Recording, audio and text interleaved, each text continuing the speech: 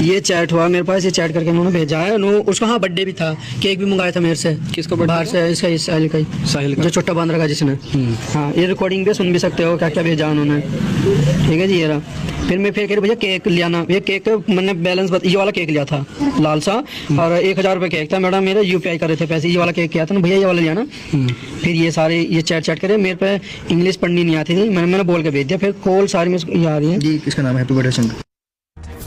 अब खुद मुस्कान के मां बाप सौरभ के लिए इंसाफ मांग रहे हैं। तस्वीर आप देख रहे हैं, जस्टिस फॉर सौरभ राजपूत, मुस्कान के मां और उनके पिता।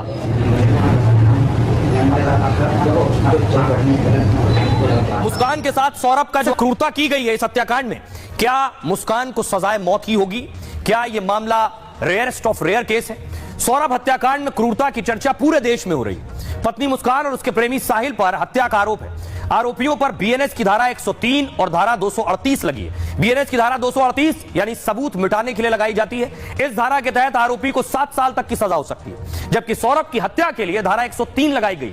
BNS की धारा के तहत 2 मुख्य सजाओं का प्रावधान है। इसमें एक आजीवन कारावास और दूसरी मौत की सजा है। हत्या के लिए की गई क्रूरता के हिसाब से सजा दी जाती है। अगर अपराध जघन्य और समाज के लिए खतरनाक मिसाल है तो ऐसे मामले में आरोपियों को फांसी की सजा हो सकती है। सौरभ के शरीर के टुकड़े टुकड़े करके क्रूरता से हत्या की गई। ऐसे में अगर अदालत ने इस हत्या को रेयरेस्ट ऑफ रेयर माना तो फिर ऐसे में मुस्कान और साहिल को मौत की सजा ही होगी।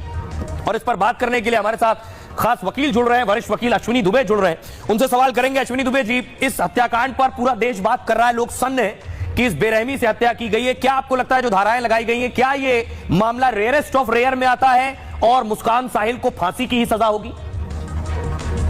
तमाम एविडेंसेस को देखने के बाद जब प्रोसिक्यूशन अदालत में अपनी दलीलें रखता है और अदालत को लगता है कि ये rarest of the rare crime है, उसी परिस्थिति में जो है उसको exceptional rarest of rare crime करके फांसी की सजा मिलती है। अब अगर हम मेरठ की घटना की बात करें तो exceptional case rarest of the rare case ये होगा कि नहीं, ये आगे आने वाले दिनों में तथ्यों पर जो गवाह आएंगे, जो एविडेंसेस आएंगे और किस तरीके से उसको जो प्रोसिक्यूशन है, जो प्रोसिक्यूटिंग एजेंसी है वो प्रूफ करता है, उस पर निर्भर करेगा। तो अभी इन्वेस्टिगेशन के स्टेज में केस है, तो अभी ऐसा कहना कि ये rarest of the rare crime है या होगा उचित नहीं है। ये आने वाले दिनों में तय होगा।